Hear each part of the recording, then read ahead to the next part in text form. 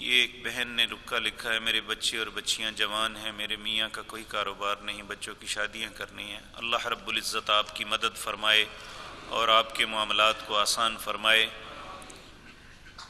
ایک بھائی نے کہا ہے مجھ پر اور میری چھوٹی بہن پر کسی چیز کا اثر ہے، کچھ لوگ کہتے ہیں جادو ہے، کچھ کہتے ہیں عصائب ہیں، والد صاحب کا کاروبار بھی ٹھیک نہیں۔ نبی کریم صلی اللہ علیہ وسلم نے فرمایا جس گھر میں سورۃ بقرہ پڑھی جائے اس میں شیطان نہیں رہ سکتا اور جادوگر اس کا توڑ نہیں کر سکتا۔ آپ اپنے گھر میں اگر آپ کو شک ہے اس بات پہ تو آپ اپنے گھر میں سورۃ بقرہ کی تلاوت کریں، انشاءاللہ اللہ رحم فرمائیں گے۔ یہ ایک بھائی نے کہا ہے کہ دنیا کا سب سے گناہ گار آدمی ہوں، اللہ رب العزت سب پہ رحم فرمائے۔ ایسی بات نہیں لکھنی چاہیے، اس میں کوئی شک نہیں کہ ہم سب گناہ گار ہیں، لیکن یہ کہنا کہ دنیا کا سب سے زیادہ گناہ گار ہوں یہ بات درست نہیں ہے۔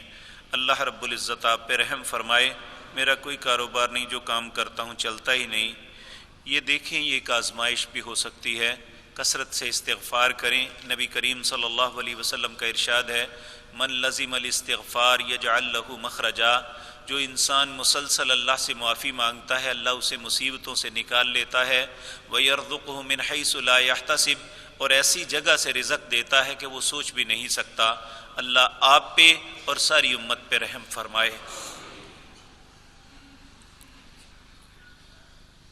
ایک بہن نے کہا ہے میرا ایک سوال ہے، میری ایک منت ہے جو میں اب پوری نہیں کر سکتی، مہربانی فرما کر مجھے حل بتا دیں کہ میں نے ہر ماہ میں 3 روزے رکھوں گی اور نہ ہی میں رکھ سکتی ہوں نہ ہی کسی اور کو رکھوا سکتی ہوں۔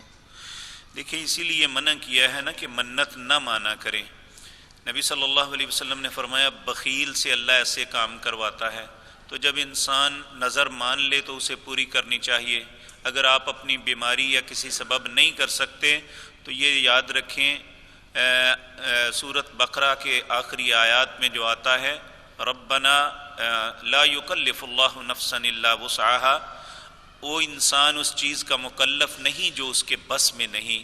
اگر واقعتاً آپ کے بس میں نہیں تو پھر انشاءاللہ اللہ سے توقع رکھتے ہیں، اللہ ارحم الراحمین ہے، انشاءاللہ وہ اس کا مواخذہ نہیں کریں گے۔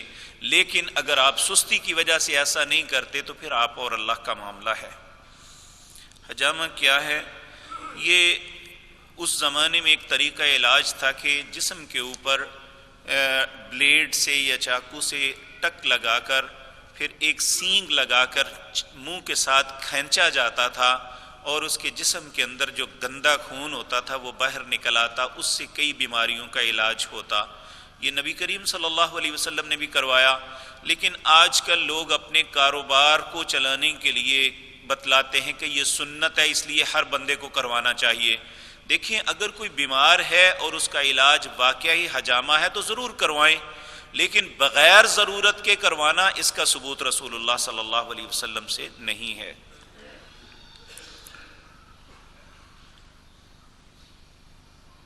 یہ خواب کے متعلق کسی نے پوچھا ہے، میں معافی چاہتا ہوں کہ خوابوں کا علم مجھے نہیں ہے، یہ ہر آدمی نہیں بتا سکتا اور میں کوئی ایسی بات نہیں عرض کرنا چاہتا جس کا علم مجھے ہے ہی نہیں۔ ایک بھائی نے سوال کیا ہے کیا وضو کے لیے داڑھی کا ہونا ضروری ہے، کیونکہ ایک قاری صاحب نے یہ بات کی ہے داڑھی ہونا لازمی ہے۔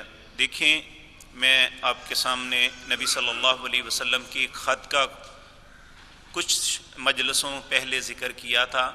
جب فارس کے 2 سفیر آئے تھے تو دونوں نے اپنی داڑھی منڈوائی ہوئی تھی۔ آپ نے انہیں پوچھا تھا کہ آپ لوگوں نے ایسا کیوں کیا ہے؟ انہوں نے کہا تھا کہ ہمارے رب کا حکم ہے، یعنی وہ رب کہتے تھے اپنے بادشاہ کو ہمارے رب کا حکم ہے اس لیے ہم ایسا کرتے ہیں۔ آپ نے فرمایا تھا میرے رب کا حکم ہے کہ داڑھی بڑھاؤ اور مونچھیں کترواؤ۔ جہاں تک یہ فتویٰ ہے کہ اس کا وضو ہوتا ہے یا نہیں ہوتا، اس کی نماز ہوتی ہے، یہ میرے پاس نہیں ہے، کیونکہ مجھے اپنا نہیں پتا۔ میں تو اللہ سے نماز پڑھنے کے بعد خود دعا کرتا ہوں اللہ تو اسے قبول فرما لے، کسی کے متعلق میں کیا کہہ سکتا ہوں۔ لیکن ایک بات یاد رکھیں کہ یہ اللہ کا بھی حکم ہے، اس کے رسول کا بھی حکم ہے۔ 1,24,000 نبیوں کی سنت ہے ہم کہیں کہ فرض ہے، سنت ہے، واجب ہے، اس کا ہمیں علم نہیں، صرف اتنا پتہ ہے کہ 1,24,000 نبیوں کی سنت ہے، نبی کریم کا حکم ہے، اور آپ کی زبان سے ہمیں پتہ چلا ہے کہ ہمارے رب کا حکم ہے، اس لیے ہمیں رکھنی چاہیے۔ اللہ ہم سب کو سمجھ عطا فرمائے۔